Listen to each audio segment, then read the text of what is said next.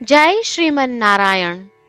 રામાનુજદાસ શ્રીમાન ગટ્ટુ વેણુગોપાલ સ્વામી દ્વારા વર્ણન કરેલ શ્રીમદ ભગવદ્ ગીતાનું ગુજરાતી ભાષાંતર હું આપને કહી રહી છું. અધ્યાય 11 વિશ્વરૂપ સંદર્શન યોગ. શ્લોક 16. અનેક બાહુદર વક્ત્રનેત્રમ પશ્યામિ ત્વામ સર્વતોનંતરૂપમ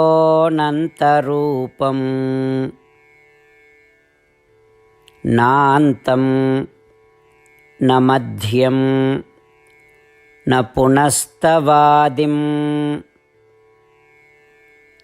પશ્યામિ વિશ્વેશ્વર વિશ્વરૂપ. ઓમ.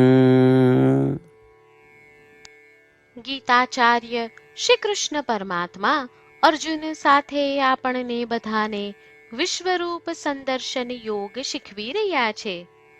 અર્જુન શ્રી કૃષ્ણને પ્રાર્થના કરી રહ્યો છે, હે વિશ્વના અધિપતિ, હે શ્રી કૃષ્ણ, હે પરમ સર્વવ્યાપી સ્વરૂપ, હું તમારા વિશ્વવ્યાપી સ્વરૂપમાં અસંખ્ય હાથ, પેટ, મુખ અને આંખો જોઉં છું.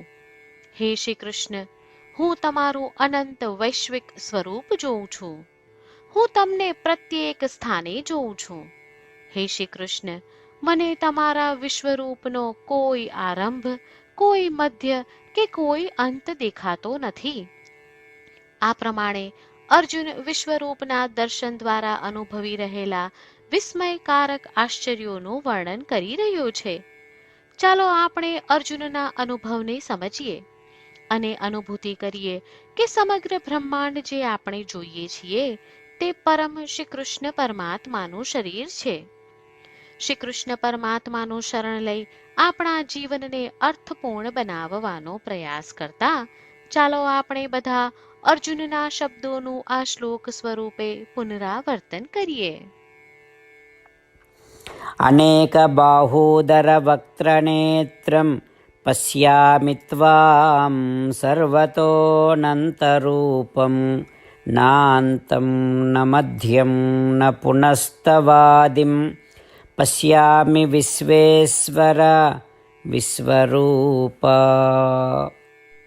શ્રી કૃષ્ણ પરમાત્માએ આખી ભગવદ્ ગીતાનો સાર અધ્યાય 18ના શ્લોક 65 થી 70માં 8 ઉપદેશ દ્વારા કહ્યો છે. શ્રી કૃષ્ણ કહે છે, જે મારા આ 8 ઉપદેશ અનુસરે છે તે મને પ્રિય છે. એ સર્વે ભક્તોનું હું બધી જ રીતે રક્ષણ કરીશ. શ્રી કૃષ્ણ પરમાત્મા પાસેથી આખી ભગવદ્ ગીતા સાંભળ્યા પછી અર્જુન કહે છે, કરિષ્યે વચનમ તવ, એટલે કૃષ્ણ, હું તમારી આજ્ઞાનું પાલન કરીશ, તમે કહો છો એમ કરીશ. અને આથી જ શ્રી કૃષ્ણએ દરેક પ્રકારના યશ અને વિજય અર્જુનને આપ્યા છે. તો ચાલો આપણે પણ પરમાત્માને 8 વાતો પાળવાનું વચન આપીએ. પરમાત્માને આપેલા વચનથી મોટી કોઈ પૂજા, તપ કે યજ્ઞ નથી. 8 પ્રતિજ્ઞાઓ જે આપણે લેવી જોઈએ તે હું હવે કહું છું. આપ સૌ પણ એનો મન અને હૃદયથી વિચાર કરો. આ રીતે શ્રી કૃષ્ણને વચન આપતી વખતે આપણે સૌ શ્રી કૃષ્ણની હસતી મુખમુદ્રાનો મનમાં વિચાર કરીએ અને પરમ આનંદનો અનુભવ કરીએ. જય શ્રીમન નારાયણ. આપણા 8 વચનો આ પ્રમાણે છે. આપણું પહેલું વચન, હે શ્રીમન નારાયણ, તમારા ઉપદેશ પ્રમાણે હું હંમેશા તમારું ધ્યાન અને ચિંતન કરીશ. આપણું બીજું વચન, હે શ્રીમન નારાયણ, તમે કહ્યું છે તેમ હું સદાય તમારી ભક્ત રહીશ. આપણું ત્રીજું વચન, હે શ્રીમન નારાયણ, હું મારા કર્મો તમને સંતોષ થાય તેમ અને તમારી સેવા માટે કરીશ. આપણું ચોથું વચન. હે શ્રીમન્નારાયણ, તમે અનુસરવા કહ્યું છે તેમ મને પૂર્ણ શ્રદ્ધા છે કે હું તમારી છું. હું સદાય મારા હાથ જોડી તમને નમસ્કાર કરીશ, તમારી ભક્તિ કરીશ. આપણું પાંચમું વચન.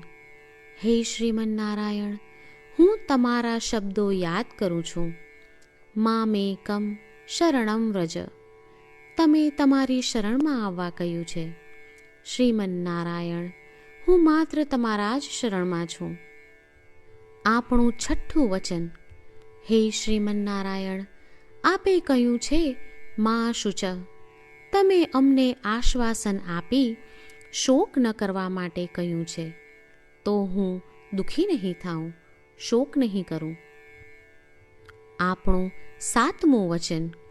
હે શ્રીમન્નારાયણ, અમારા કલ્યાણ અર્થે આપે શ્રીમદ્ ભગવદ્ ગીતા રૂપી આશીર્વાદ આપી અમારા સૌ પર કૃપા કરી છે, તો હું દરરોજ ઓછામાં ઓછો એક શ્લોક વાંચીશ અથવા સાંભળીશ એવો સંકલ્પ લઉં છું.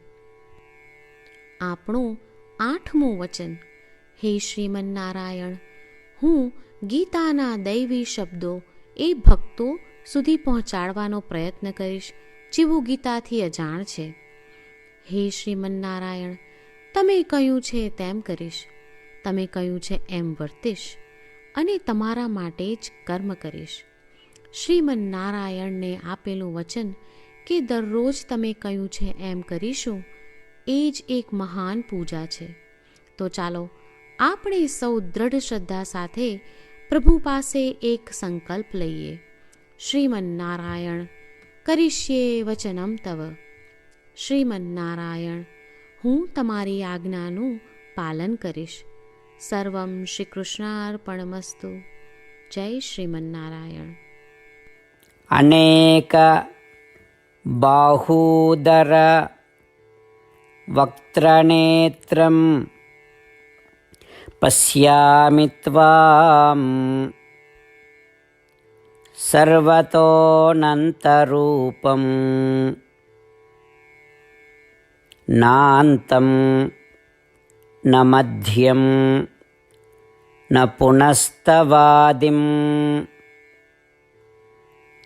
પશ્યામિ વિશ્વેશ્વર વિશ્વરૂપ. ઓમ. અનેક બાહુદર વક્ત્રનેત્રમ પશ્યામિ ત્વામ સર્વતોનંતરૂપમ નાન્તમ ન મધ્યમ ન પુનસ્તવાદિમ પશ્યામિ વિશ્વેશ્વર વિશ્વરૂપ. જય શ્રીમન્નારાયણ. તમામ ભક્તોને ખાસ વિનંતી. આપણા જીવનની દરેક બાબતોમાં આપણે તાત્કાલિક અને અસરકારક પરિણામો ઈચ્છીએ છીએ. આ પ્રાપ્ત કરવા માટે ચાલો દરરોજ 1 મિનિટ ફાળવીએ અને નારાયણાસ્ત્રમ વાંચીએ. નારાયણાસ્ત્રમ મેળવવા માટે તેની વેબસાઇટ જે www.narayanaastram.org છે તેના પર જાઓ અને રજિસ્ટ્રેશનમાં તમારું નામ અને ઈમેલ આપો. તમે આપેલા ઈમેલ પર તમને નારાયણાસ્ત્રમ PDF પ્રાપ્ત થશે. PDFમાં રામાયણનો 1 શ્લોક, ગીતાનો 1 શ્લોક અને એક વિષ્ણુ નામ છે. આ 3ને નારાયણાસ્ત્રમ કહેવામાં આવે છે. દરેક વ્યક્તિને આ શ્લોકોનું અલગ અલગ સંયોજન પ્રાપ્ત થાય છે.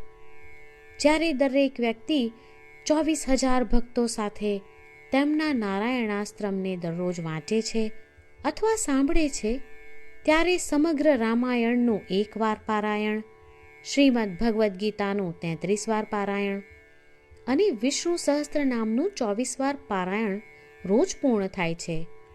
આ એક અદ્ભુત અને અસાધારણ પરિણામ છે. તેથી તમે અને તમારા પરિવારના સભ્યો તરત જ વેબસાઇટ પર જાઓ અને તમારું નારાયણાસ્ત્રમ મેળવો. જય શ્રીમન્નારાયણ.